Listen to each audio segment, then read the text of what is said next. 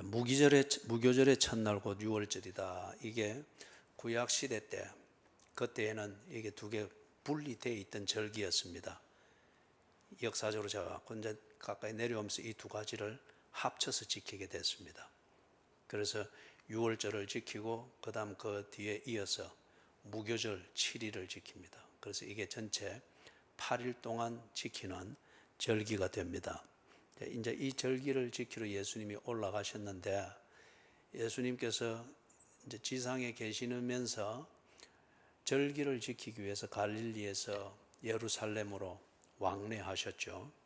왕래하셨습니다. 그래서 예수님이 공생애가 자신이 메시아인 것을 드러내면서 공개적으로 설교도 하고 가르치기도 하고 하나님 나라가 가까이 왔음을 선포하면서 이렇게 한 활동을 보고 공생애라고 합니다. 모든 사람이 알 수 있도록 드러내놓고 사셨다. 그래서 공생애라고 해요.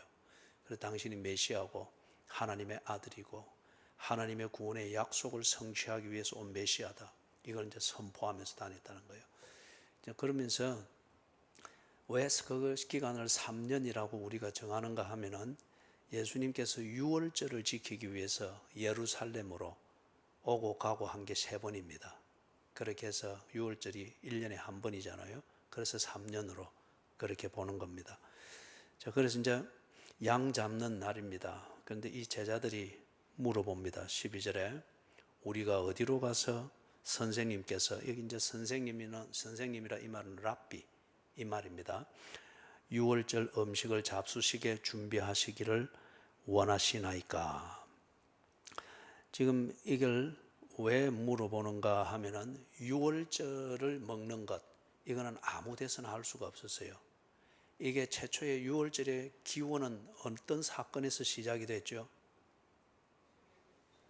그렇죠. 출애굽하기 전날 밤에 어린 양을 잡아서 온 가족이, 그 다음에 가족이 작으면은 옆집하고 묶어가지고 잡은 그 양을 그날 밤에 다 먹도록 했죠.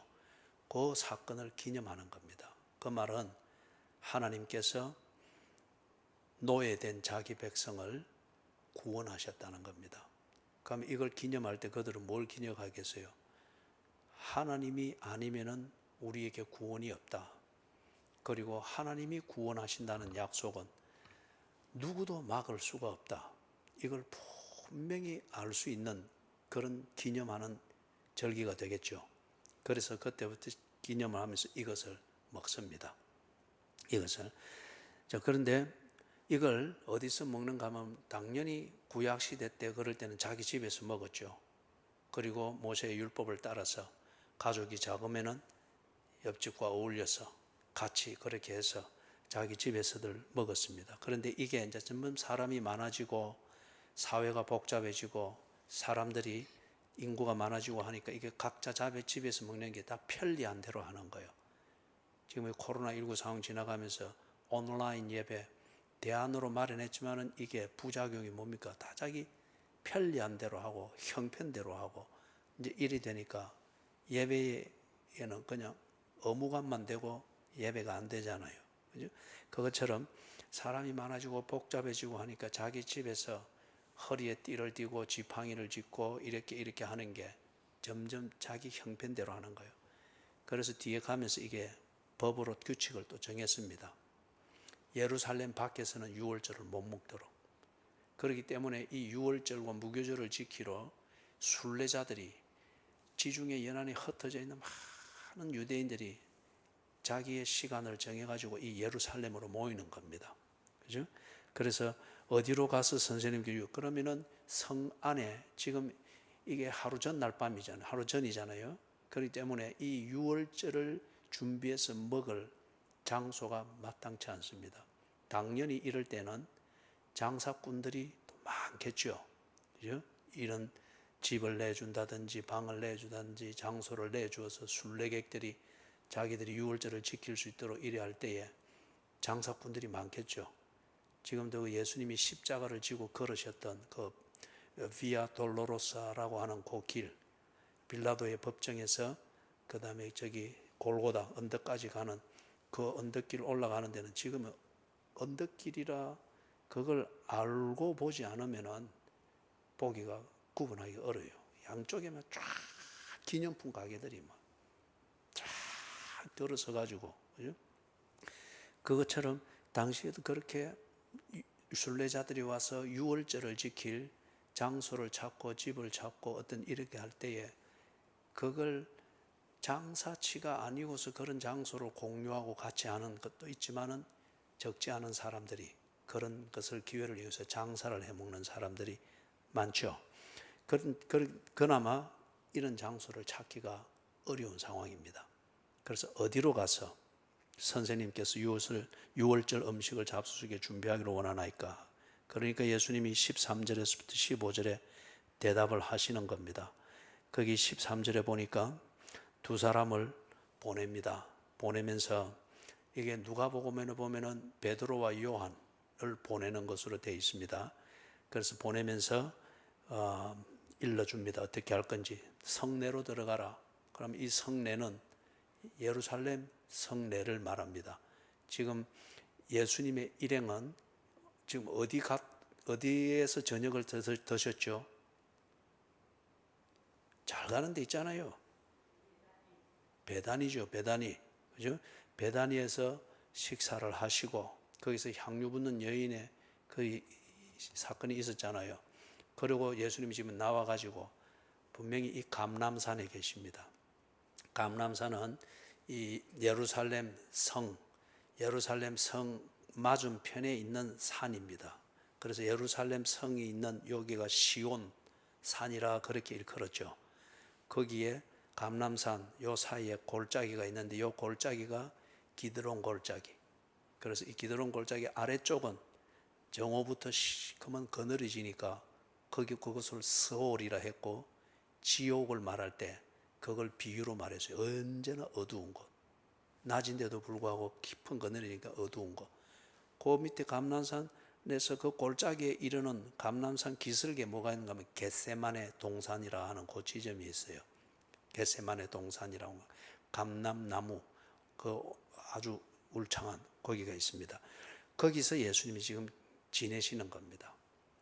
지내시면서 그렇기 때문에 지금 보내는 두 제자를 보고 성내로 들어가라. 그쪽에서 바로 쭉 올라가면은 동문으로 들어가든지 아니면은 양문, 들어가면 제사용 양 우리가 있고 하는 그 양문이에요. 그쪽으로 들어가든지 그렇게 됩니다. 그래서 성내로 들어가라. 그리하면 물 한 동이를 가지고 가는 사람을 만나리라. 그럼 이 사람은 여자가 아니고 남자입니다. 여자들이 물 길러 갈 때는 주로 어느 시간에 갔습니까? 그죠? 정오에는 안 갑니다. 해가 너무 뜨거우니까. 그죠? 물 길러 가는 시간이 있단 말이에요. 그런데 여기는 분명히 남자인데 물 한 동이를 가지고 간다. 이 물 한 동이는 식용유기나 생활용수를 길어서 꼭 물지고 산동 물장수처럼 물찌개 쥐고 쫄래쫄래가 이게 아니고, 요 물 한 동이는 무엇을 하는가 하면 유월절 지킬 때 먹을 그 포도주에 타는 겁니다.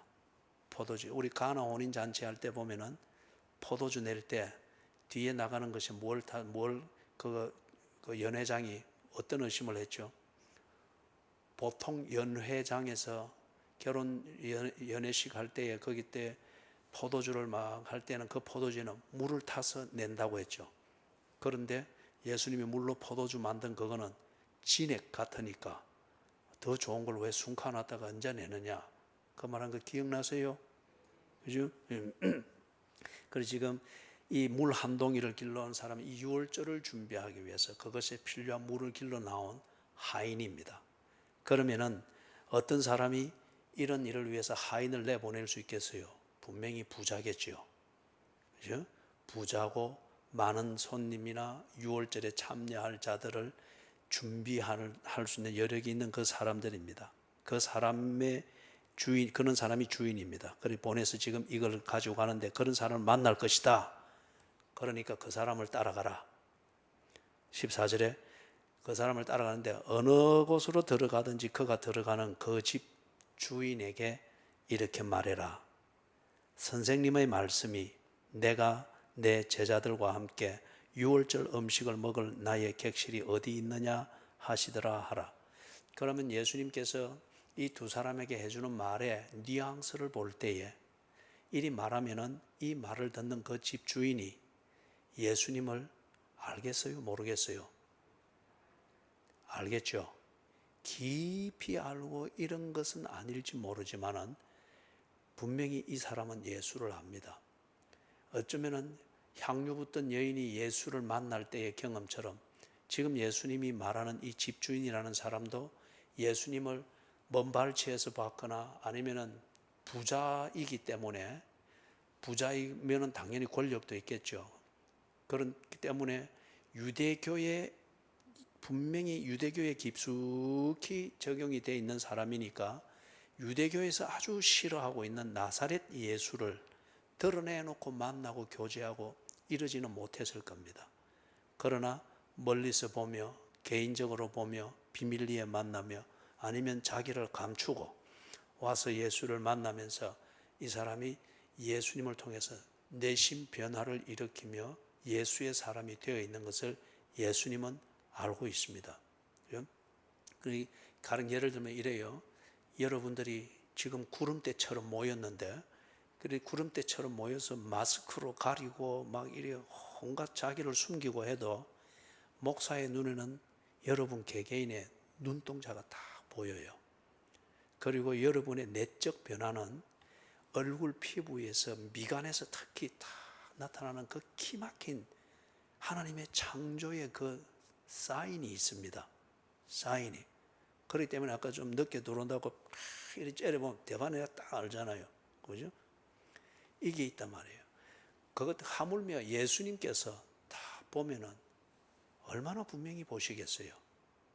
그렇기 때문에 삭개오 같은 사람도 예수님을 소문을 듣고 이래서 나도 이름을 새롭게 살아야 되겠는데 내가 이 사회의 기생충처럼 취급을 받으면서 살면 안 되지. 이걸 벗어나는 길은 소문으로 듣고 있는 나사렛 예수, 그를 내가 한번 구체적으로 만나보고 싶다. 간절함이 있잖아요.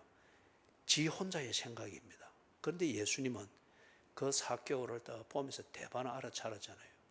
그래서 뽕나무에 올라가 있는 삭개오엘이 내려오라. 개인적으로 알아주시고 불러주셨잖아요. 그죠? 그러나 이 삭개오가 어쨌습니까? 원숭이 기 내려오도 기 내려왔지만 확 내려가고 너무 좋아가지고 막 우리 집에 와서 먹으십시오 하고 막, 그죠? 그것처럼 지금 이 사람은, 집주인이라 일컫는 이 사람은 자기 개인적으로 내심 예수를 알고 있습니다. 그런데 자기를 드러내지 않습니다. 왜냐하면 사회적으로는 유대 교인으로서 처신을 해야 자기 신분과 지위와 가진 기득권에 지장을 안 받기 때문에.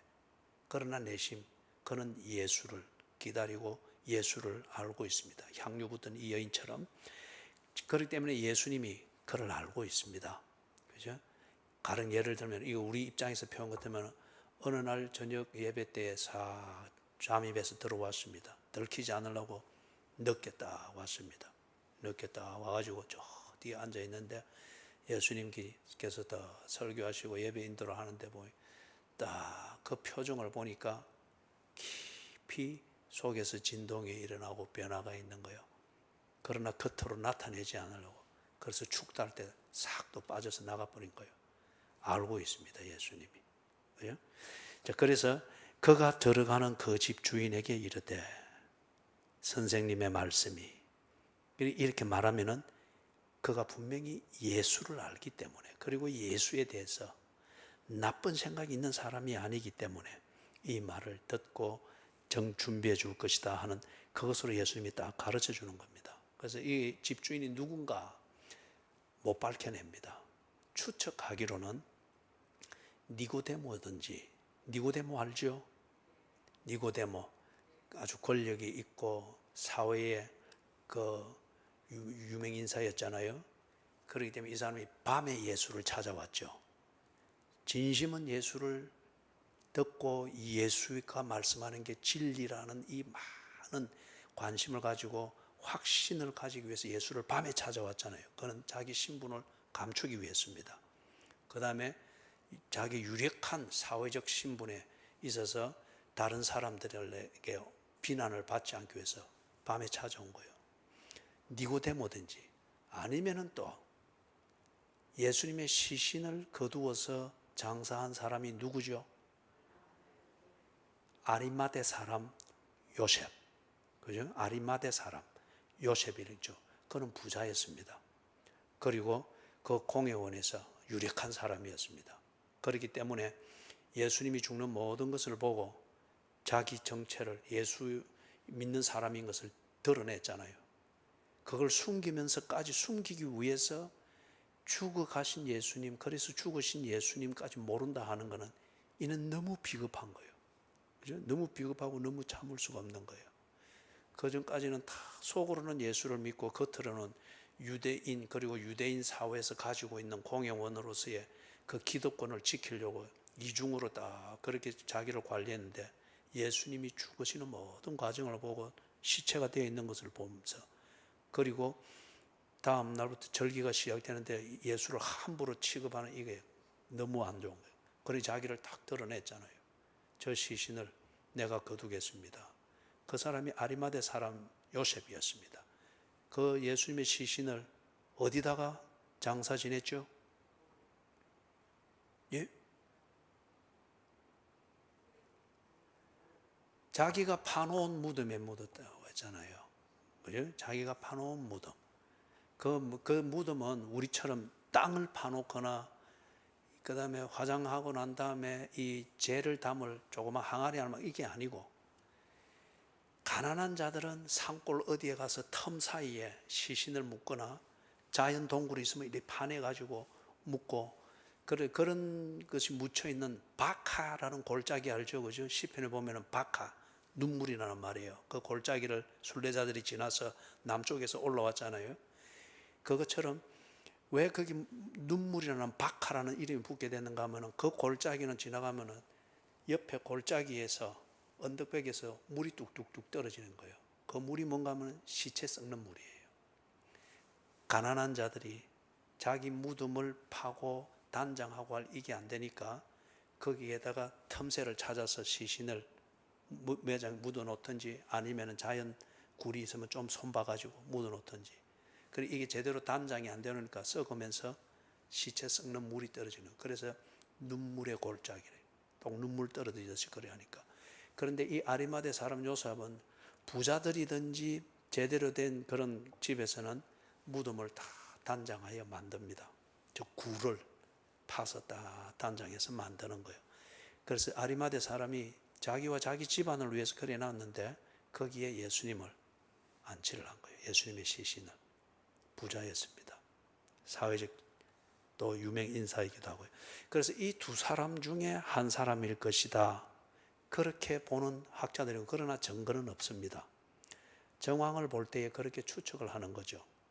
아니면은 우리가 누가복음 2장에 보면은 예수님이 예수님을 만삭하여 배우고 있던 마리아가 요셉과 함께 인구 조사를 하기 위해서 자기 고향으로 가잖아요. 그죠? 가는 도중에 밤을 지내야 되는데 잘 곳이 없어서 밤을 지내기 위해서 어디를 찾아갔습니까? 예? 누가 모텔이라 그랬어요? 우리 번역에 보면 여관이라 되어 있죠. 그죠? 그게 우리 현대말로는 모텔로 갔습니다. 그 숙박업소를 찾아간 거예요. 당연히 그렇죠. 그죠? 나그네가 하룻밤 묵을 때는 찾아가죠. 그런데 방이 없었다고 했죠. 그래서 어디에서 지냈습니까? 마구간에서 지냈답니다. 그래서 예수님을 거기서 낳은 예수님을 말구유 거기에 누게 된 배경이 되는 거예요. 그래서 거기 보면은 길을 가는 나그네가 밤을 지내기 위하여서 주로 그때 언제나 그렇게 공공시설로 준비되어 있는 게 숙박업소가 여관이었습니다. 그죠? 여관이었어요. 지금 우리 현대 개념의 모텔처럼 잘 꾸미 이건 아니고 방을 내주는 거예요. 그래서 어떤 학자들은 여기에 이 집주인이 그런 여관 주인이었을 것이다. 그렇기 때문에 이 순례객들을 받고 이러기 위하여서 하인을 보내서 유월절을 준비하는 물을 길어오게 했을 것이다. 그것도 정황상 그리 추측은 할 수 있습니다. 그러나 증거는 없습니다.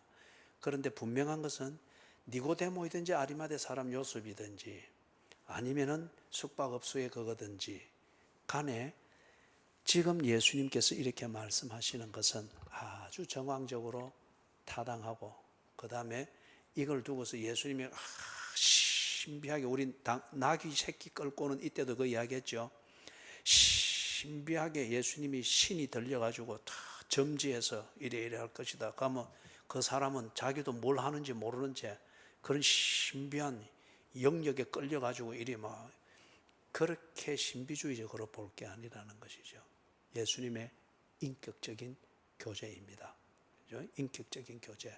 그리고 마음으로 예수를 믿는 이 사람들이 입으로 시인하여 구원에 이를 수 있도록 하는 예수님의 탁월한 그런 인격적인 그런 접근인 것을 볼 수 있습니다. 자, 그래서 나의 객실이 어디 있느냐 하시더라 하라. 그래서 그 객실이 뭘 의미하는가 하면 15절에 그리하면 자리를 펴고 준비한 큰 다락방을 보이리라.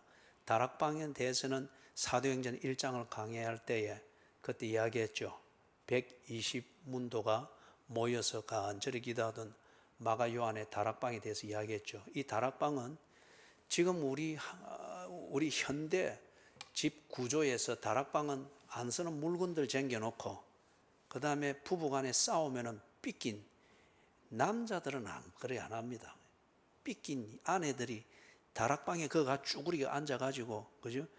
그리고 밑에서 아무 관심도 안 보여주면 또 위에서 훌쩍훌쩍 우는 소리 내서고 막 그런 곳이 아니고, 이 유대인들의 주택 구조에 있어서 다락방은 우리 지금 현재 이 현대판 이 아파트 구조로 보면은 거실과 같아요. 거실. 여기에 손님들이 모이고 큰 식사가 있을 때 여기서 하고, 그 집안의 주요 모임을 이 다락방에서 합니다. 다락방이라 번역되어 있는 여기서. 왜냐하면 그 집 구조가 밑에 아래층에는 서민들의 생활이나 아래층에는 그냥 활동하는 데예요. 그리고 좀 가난한 데는 이 아래층에 그 가축들과 같이 공동생활을 합니다. 그죠? 그렇기 때문에 여기는 뭐 그런 일을 하면서 쉽게 자거나 이렇게 하는 것이고, 그 위에 딱 이렇게 계단 올라서 복층처럼 올라가서 위에 이제 이렇게 우리가 다락이라 일컫는 이 공간이 있단 말이에요. 그래서 여기서 가족들의 중요한 일들, 손님을 대접하는 것, 이 정상적인 생활은 여기서 되는 거예요. 그리고 이게 요 지상층보다 조금 높게 이렇게 돼 있고 지붕하고 낮으니까 그래 이걸 보고 다락이라 이렇게 불렀던 거예요. 그러나 기능상에 있어서는 이게 중심 그겁니다. 그렇기 때문에 15절에서 그리 말합니다. 자리를 펴고 준비한 큰 다락방을 보이리니. 그리고 여기 자리를 펴고 준비했다 이제 이리 되는데, 여기 이제 자리를 유대인들이 모여서 정상적인 그 식사를 할 때는 우리처럼 의자에 앉아서 하지 않고 옆으로 기대서 합니다. 그래서 그림을 보면은 이 비스듬한 또 모래 언덕처럼 이렇게 기댈 수 있도록 쿠션을 해갖고 둥글게 해놓죠, 그죠? 그리고 중간에 음식을 거나하게 차려놓고, 그럼 이렇게 기대서 언제나 음식을 쓰는 이 한 손으로 이리 먹는 거예요. 이쪽은 이리 기대고, 그죠? 우리가 이리 하면 어쩌겠습니까? 이게 어디 금방지게 하면서, 그죠? 그것도 차이겠죠. 근데 그 사람들은 이게 정상 그겁니다. 그렇게 해서 이런데. 그런데 유월절을 먹는데 이렇게 먹을 리가 없죠. 그죠? 이런 만찬 이 형식으로 할 리가 없죠. 유월절을 할 때는 모세의 율법에서는 어떻게 했습니까? 띠를 허리에 동이고 지팡이를 손에 쥐고 그리고 길을 떠나는 그 입장에서 먹으라고 했잖아요. 그죠? 그런데 이래 먹고 있으면서 뭐 이렇게 할 수가 없지. 그러면 이거 분명히 테이블에 앉든지 그래 했을 거예요. 그죠? 그렇기 때문에 여기서 준비한 자리를 펴고 준비한 큰 다락방을 보이리니 거기서 우리를 위하여 준비하라. 이해되셨죠? 그래서 16절에 보니 말씀한 대로 했는데 그대로 되었습니다. 그대로 됐습니다. 그러니 이 참 중심으로 예수를 믿는다 이럴 때에 굳이 예수님과 만나서 뭐 식사한 적도 없고 뭐 상담한 적도 없고 뭐 그래 함에도 불구하고 이 참 중심으로 진심으로 믿는다는 이게 그러니 예수님도 이런 상황에서 그 순례객들이 빡빡하게 모여서 방 한 칸도 잡기 어려운 이 성내인데 예수님이 다 믿고 그 사람한테 가봐라. 그리 하면 내줄 것이다. 여기 딱 군소리 없이 딱 그리 되는 거예요. 그죠? 자, 그 다음에 17절에서부터 21절 같이 읽습니다.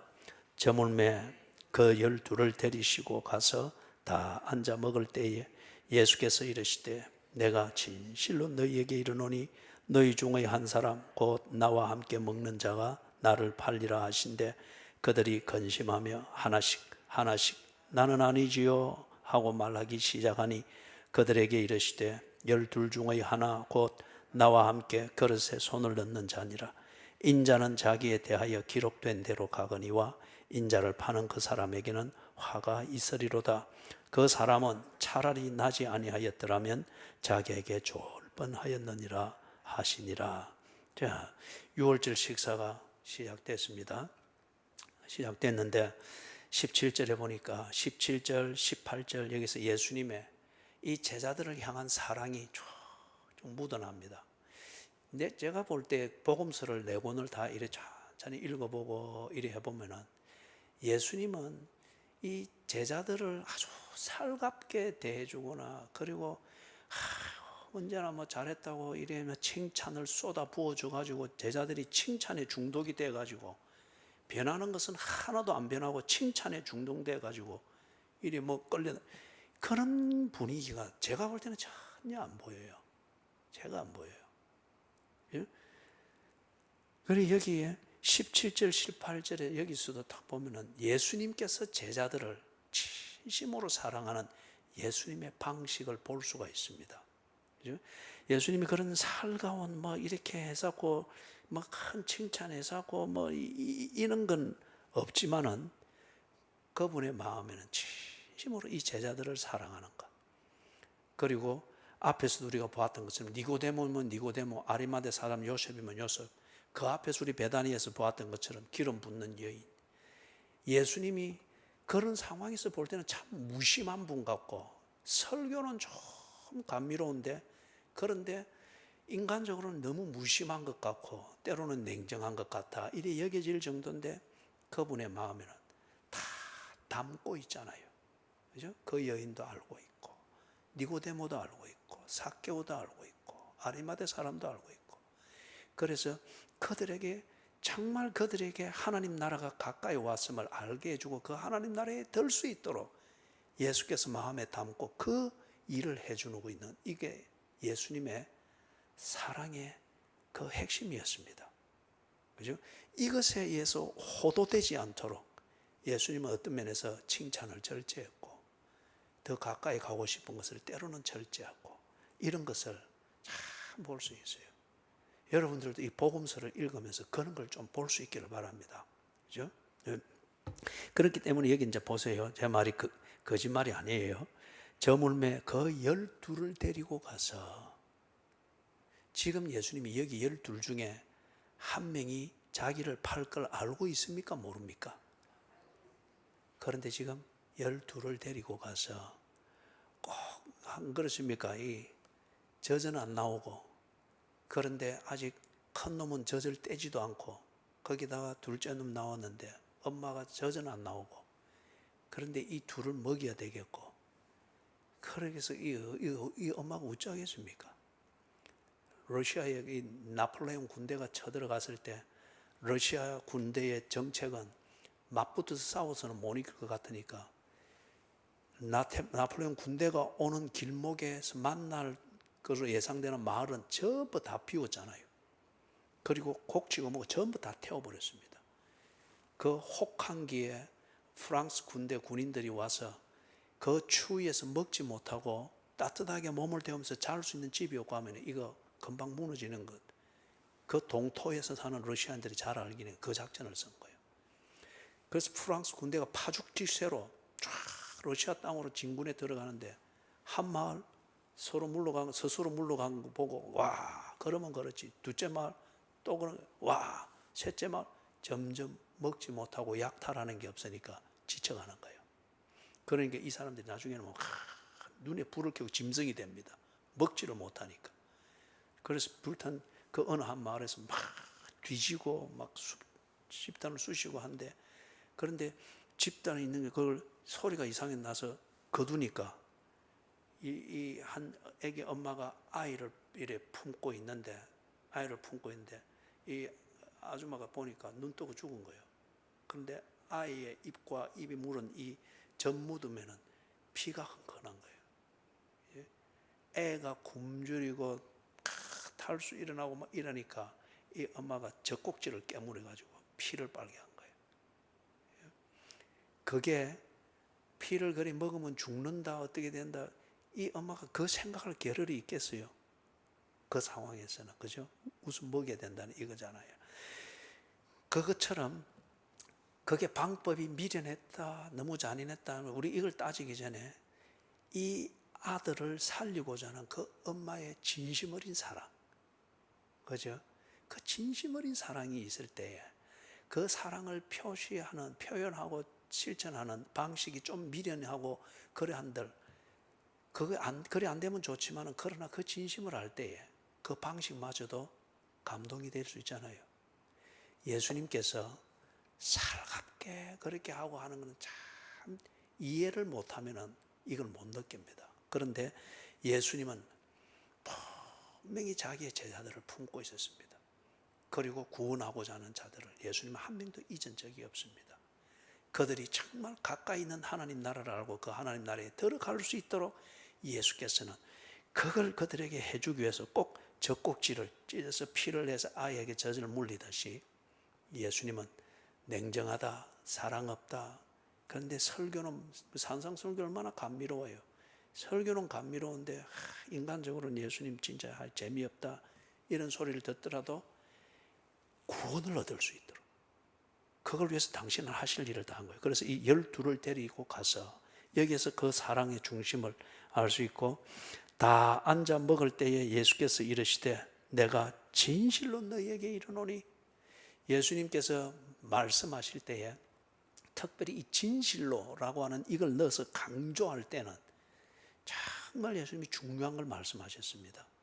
그리고 그 진실로, 요한복음서는 거듭 그래 하는 그 표현을 자주 쓰죠. 진실로 이럴 때에 거기에 나오는 말씀 중에 많은 내용은 보면은 듣는 사람들에게 아주 진심을 모르고 들으면 굉장히 불쾌하고 위협을 느끼고 정냄이 떨어지는 그런 내용들이 적잖이 많이 있습니다. 지금 여기도 보세요. 이렇게 진심 어린 이 말을 해서 제자들이 먹으려고 하다가 예수님을 딱 보는데 한 내용이 뭡니까? 너희 중에 한 사람 곧 나와 함께 먹는 자가 나를 팔리라. 그죠? 그래서 일단 앞에서 말하는 여기 볼 때 12를 다 그렇게 챙기는 것, 그 다음에 거기서 한 명이 나를 팔리라 하는 이 운명적인 그 시험 앞에 서 있는 그 한 사람을 알도록 하기 위하여서 예수께서 진심을 다하여 말하는 것. 그 말하고 좋은 소리 들을 리가 없잖아요. 그러나 예수님의 관심은 그게 아니고, 사랑한다고 하는 것은 그 사람을 살리는 겁니다. 살리는 것이 필요한 일을 하는 것이고 말을 하는 거죠. 예수는 그리하셨습니다. 그래서 나중에 우리가 또 보게 되겠지만은 이 말의 결과 예수님이 그 사람에 의해서 배신당하고 죽지 않습니까? 그죠? 그래서 예수님의 이 사랑을 지금 볼 수 있습니다. 품고 있는 이 사랑. 그래서 여러분, 감정으로 예수 믿으면 안 돼요. 그거는 주신 은혜와 교제를 즐기는 영역이지 그걸로 확인하려고 해서는 안 됩니다. 감정으로. 여러분의 감정을 절대적으로 믿을 수 있어요? 아니잖아요. 그죠? 왜 못 들은 척하고 그거는 고개를 돌리고 그렇게 해요. 그죠? 그거는 간단하고 쉬워요. 그렇기 때문에 아주 문제가 많이 생깁니다. 그죠? 아주 문제가 많이 생깁니다. 부부간의 관계도 그렇지 않습니까? 진심을 알려고 하는 이 지성적 판단이 우선될 때에 상황을 너그러이 이해를 하는 자기 관리까지 되는 겁니다. 그런데 감정으로 언제나 남편의 사랑을 확인하려고 하면은 아이고 머리야 하는 이 반지 안 끼워주면 언제나 이 불편한 거예요. 그죠? 언제나 지난날 잘못했던 것만 생각나고. 그죠? 그런데 그 진심을 알고 있다고 하면, 그리고 그 진심을 알고자 하는 그 어떤 지성적 그 영역을 다 잃지 않고 있으면 감정은 나중에 정말 아름다운 교제를 위한 도구로 쓸 수가 있죠. 사람들이 감정 때문에 스스로 회복할 수 있는 상처도 받고, 이 감정을 그렇게 잘 관리해서 쓰는 사람은 이 감정 때문에 지성적으로 이게 정말 나를 배신하고 이럴 수가 있나? 그 감정으로 그걸 감사할 수 있는 정말 아름다운 교제의 도구로 쓰기도 하죠. 그런데 예수님은 감정으로 믿을 수 있는 분이 아닙니다. 예수님이 그리 안 됐기 때문에. 그 다음에 보세요. 다 앉아 먹을 때에 참 분위기 좋잖아요. 그런데 예수님이 하시는 말씀이 너희 중에 한 사람 곧 나와 함께 먹는 자가 나를 팔리라. 그리고 예수님이 감정과 분위기 관리하는 이걸 위해서 12명의 공동체를 관리하지 않았습니다. 그들의 눈을 밝혀 구원에 이르도록 하기 위해서 예수님은 12를 불렀고 집중했던 거예요. 그렇기 때문에 다 함께 앉아야 될 때 다 품었고, 그 다음에 거기서 구원받지 못할 자에서 여전히 헤매고 있는 자가 있을 때 그것을 가르쳐서 구원에 이르도록 하는 말을 예수님은 서슴없이 했습니다. 여러분들이 지금 새벽기도 나오고 수요 예배 나오고 적어도 이 지난 주일날 수요 예배 안 나오게 되겠어요 하고 한 말을 참 이 교회 중심의 입장에서 여러분의 신앙 인격 수준에서 딱 듣고 이렇게 시간을 딱 바꿔서 나오게 되는 것, 그거는 여러분이 하나님 앞에서 복받을 태도입니다. 그런데 교회 입장에서는 이러한 여러분들의 태도와 이런 분위기가 다 모여지면서 이 교회의 전통이 만들어지는 겁니다.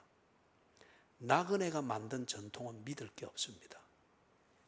그 주인의식을 가지게 되는 자들이 차근차근 이렇게 만들어서 이 교회의 체질이 만들어지고 이 교회 목회의 진실이 뭔가를 알아가면서 거기에 맞춰서 체질을 탁탁 만들어가면서 이해의 폭을 넓히고 이해의 틀을 만들고 내 처신의 잣대를 만드는, 이게 쌓여지면서 교회의 전통이 되는 거예요. 이 전통으로 딛고 여러분 딱 이게 5년, 10년 되어질 때 여러분의 자녀들의 세대는 이런 아름다운 전통 위에서 그들의 신앙생활과 성도의 교제의 수준을 만들어가게 될 거예요. 그것처럼 예수님께서 이 12명에게 어떤 이런 교제의 전통을 만들 때에 언제나 여기에 들어오면 다 뭐 도둑놈도 좋고 뭐도 좋고 다 세상 만사 있고 그렇게 즐거이 지내면서 힐링돼서 간다, 이런 분위기 관리하는 것 위해서 12명 데려다니면서 관리 안 했어요. 예수께서 이 12명을 관리하시면서 이들이 분명히 예수 믿는 것을 알고 구원이 뭔가를 알고 구원 얻기 위해서 뭘 해야 되는가, 이걸 가르치기 위해서 했습니다. 그렇기 때문에 지금 여기서도 다 안전히 분위기 좋잖아요. 그럴 때 들을 준비가 된 겁니다. 예수께서 그들이 듣기 힘든 말씀을 한 거예요. 나와 함께 먹는 자가 나를 팔리라. 그러니까 그 뒤에 바로 분위기 바뀌잖아요. 19절에 그들이 근심하며 하나씩 말하되 나는 아니지요, 나는 아니지요. 그죠? 분위기 싹 바뀌잖아요. 싹 바뀌잖아요. 이게 꼭 그거 같아요. 목사님 무슨 설교를 그리 합니까? 그리 하니까 지금 저 가족이 힘들어하지 않습니까? 그 말에 일리도 있습니다. 그러나 그런 게 한 교회의 체질을 만드는 전통이 돼서는 안 됩니다. 진실, 예수님의 이 진심, 12를 다 데리고 가시니, 그리고 내가 진실로 말할 때 예수님의 이 사랑하는 방식, 그것처럼 교회의 목양의 진실과 그 중심을 깊이 이해한 전통을 만드는, 체질을 만드는 여러분들과 같은 사람들이 그것을 딱 알 때에 나는 아니지요와 같은 그런 불필요한 시비와 그런 것으로 스스로 상처를 받는 것, 이게 없어질 수 있는 거예요. 그런데 이 12이 아직 그 수준이 안 됐습니다. 나는 아니지요. 나는 아니지요. 자기 변명에 바쁩니다. 이것에 대해서 예수님께서 그들에게 이르시되 12 중의 하나 곧 나와 함께 그릇에 손을 넣는 자니라. 이 얼마나 이거 쇼킹한 겁니까? 예를 들면 예수님과 함께 그들은 함께 먹었고 밤을 지새웠고 늘 한 데서 자는 게 한두 번이 아니었고 동고동락하고 이렇게 했습니다. 거기다가 이 절정의 시간에 나와 함께 그릇에 손을 넣는 자. 여러분, 식구의 의미가 뭐죠? 식구는 가족하고는 다를 수 있습니다. 식구는 같이 밥을 먹는 사람입니다. 이 사람들이 지금 식구였습니다. 예수님은 이 식구 교제를 통해서 가족을 만들기를 원했던 겁니다. 하나님 나라에 들어있는 하나님의 가족. 그런데 이 식구로 지내는 이때도 교제가 얼마나 좋습니까? 그런데 그 교제를 통하여서 식구로서 교제하는 것으로서 즐거움을 누렸을 뿐 가족이 되는 것은 여전히 이르지 못하는 자가 있다. 나와 함께 그릇에 손을 넣는 자니라. 그러면서 21절에 인자는 자기에 대하여 기록된 대로 가거니와 인자를 파는 그 사람에게는 화가 있으리로다. 식구일 뿐 가족이 되지 못하는 이것. 그래서 어떻게 말하면 그 사람은 차라리 나지 아니하였더라면 자기에게 좋을 뻔하였느니라 하시니라. 함께 밥을 먹는다고 하는 것처럼 그런 즐거움을 주고 감정적 힐링이 되어지고 거기 오면 정죄도 없고 간섭도 없고 그렇게 되어지는 그 식구와 같은 교제예요. 그러나 그것뿐인데 정말 자기의 인생을 찾지를 못하고 그 인생을 살아낼 수 있는 힘과 변화와 준비 이게 되어지지 않는다고 하는 것 같으면 그런 교제는 마약과 다를 바가 없잖아요. 망할 짓을 하고 있는데 와서 그냥 고통을 못 느끼도록 걱정을 벗어나도록 종교적 아편을 놔주고 진통제를 놔주는 것에 지나지 않잖아요. 그죠? 크리스마스 날, 그 전번에 잠깐 이야기했지만 크리스마스 날 나갔다가 들어오는데 그 추위에 볕에 이래 누가 호돌호돌 떨고 있어서 이 행락인을 깨워서 그리 두면 죽을 것 같아서 그래가지고 뭐 중간에 수습을 해서 일단 밥은 미기고 보내야 되겠다 싶어서 밖에 마침 문 열어놓은 식당에 있어서 가서 떡국을 끓여달라 해서 이래 먹는데 이 사람이 너무 곪고 너무 추위에 얼어놓으니까 그 따뜻한 떡국을 한 서너 숟가락 뜯으면 못 먹는 거예요. 배가 아파서 못 먹겠다는 거예요. 그래서 지금 어느 숙소로 지금 가게 되는데 가만히 보니까 이대로 가면 이 사람이 먹지도 못하고 보니까 차비도 없는 것 같아서 그래서 잠깐 기다려라. 그래서 저쪽 CU 편의점에 가가지고 현금 좀 인출해가지고 그래서 손으로 쥐어주면서 이거 술 먹지 말고 꼭 부산 진역에 있는 노숙자들 그 보호하는 숙소에 가라. 가서 따뜻하게 오늘은 따뜻하게 자야 된다. 그리고 거기 가면 따뜻한 밥을 주니까 꼭 이 돈으로 가서 먹고 택시를 타고 가라. 그래서 사랑하는 여러분, 제가 다른 이야기를 하려고 하는 것이 아니고 그냥 내가 보기에 그 사람에게 필요한 대로 의무감에 목사가 그냥 지나치기도 양심이 끓인다. 그런데 뭐 그 정도로 때우기 위해서는 떡국 한 그릇 먹이고 지 못 먹으면 먹지. 그래서 따뜻하게 조심해서 하세요. 그리 와도 뭐 괜찮을 수 있겠죠, 그죠? 그리 되면 그건 뭡니까? 그 사람에게 우선 좀 뭡니까? 온기를 느끼게 해주고 뭐 좀 괜찮다고 해주는 그 정도 위로를 주는. 그러나 문제가 해결된 것은 아무것도 없잖아요. 단지 니아카 뒤에 숨어서 햇볕에 잠시 자고 있는 그 얼어 죽게 될 수 있는 거기서 모면했다는 이것뿐이지 아무것도 해결된 건 없잖아요. 그렇다면 이거는 진짜 사람을 살리는 교제가 아니죠. 식구로서의 먹고 즐기는 교제는 되겠지만 가족이 되는 것, 진정한 관계 안에 머물도록 만드는 이 목적을 위한 그런 교제는 되지가 않잖아요. 예수님은 이리 하지 않았다는 거예요. 예수님은 그런 종류의 힐링을 해주는 그런 분위기를 위해서 그게 아니었다는 거예요. 그죠? 그런데 예수님의 이 진심과 예수님이 교제하는 이 진심, 하나님 나라가 가까이 왔느니라 선포하면서 시작했잖아요. 그죠? 다른 말로 하면 뭡니까? 너희가 나를 만나고 내가 너희를 만나는 목적은 하나님 나라 안에서 우리가 가족되기 위해서다. 네가 나를 만났으면은 하나님 나라에 들어서 하나님 나라의 가족 되는 것, 이 목적을 성취해라. 나는 이걸 위해서 너를 만날 것이며 이 목적을 위해서 할 수 있는 모든 것을 할 것이다. 이거였잖아요. 그런데 이들을, 특히 이 중에 한 명이 그냥 식구로서 교제하면서 양심의 가책도 들고 한편 즐거워할 이유가 전혀 없고 보람을 누릴 내용이 전혀 없는 삶을 살면서도 예수 안에서 뭐 보람된 것처럼 예수가 해주고 종교적 뭐 아편을 놔주듯이 그래서 힐링이 되는, 그러나 실제로 나가면은 또다시 얼어 죽든지 굶어 죽든지 그럴 수밖에 없는, 그걸 모른 채 여기서 그냥 힐링 된다고 하는, 그게 아니었잖아요, 예수님은. 그런데 이 한 사람은 그것을 몰랐습니다. 아니, 부정했습니다. 그죠? 부정했습니다. 자기는 그냥 와서 힐링 받고 간섭 안 받고 내가 도둑놈처럼 사는 거 아는데 여기 와서는 그런 말 안 듣고 그래 살아도 너는 잘 될 거야, 괜찮아, 네 자유니까, 이런 자신감을 얻는, 그게 그 사람, 이 사람으로서는 전부였습니다.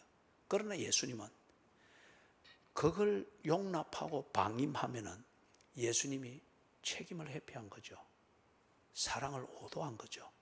사랑의 이름으로 사람을 지옥에 고통 없이 지옥으로 가도록 만든 것이 지나지 않죠. 그렇기 때문에 지금 예수님께서 이렇게 말씀하셨고 3년을 이 사람을 양육을 해왔는데 마지막으로 이 사람에게 경고하는 거예요. 그죠? 마지막에 배신당을 각오하고 경고하는 거예요. 살려야 되니까. 예수님과 함께 식구가 안 될지라도 하나님의 가족은 되어야 되니까 이 말씀을 하는 거예요. 나와 함께 손을 넣는 자, 그가 나를 팔리라. 그런데 참 애석하게도 그 사람이 모르고 있다.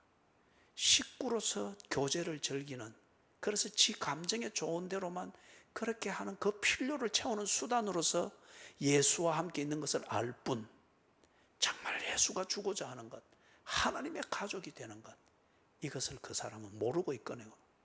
그리고 안다 한들 이걸 간섭으로 여기고 방해로 여기고 귀찮은 선택으로 여겨서 그는 그것을 거부하는 수준에 머물러 있다. 그렇기 때문에 그가 하는 이거는 어느 정도냐, 차라리 나지 아니하였으면 더 좋을 뻔하였도다. 그렇죠?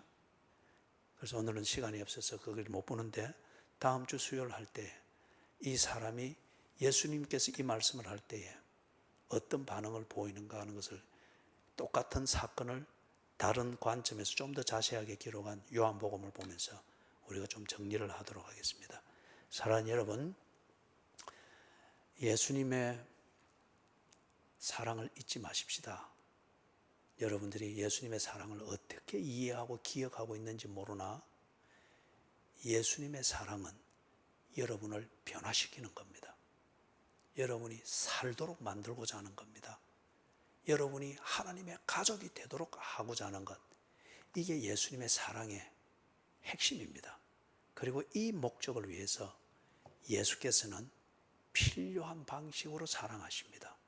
그렇기 때문에 예수님이 나를 사랑하는 그 방식은 때로 보면 참 인간미 없고 냉정하고 분위기 다 깨고 언제나 감정을 뒤틀어 놓는 것 같습니다.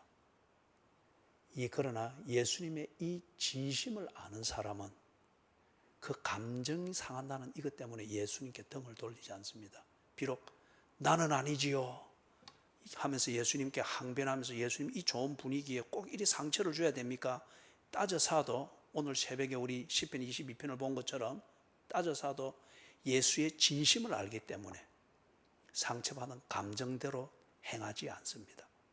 진심을 알고 있는 그 지성적 믿음의 근거에서 예수를 이해하려고 합니다. 이해하려고.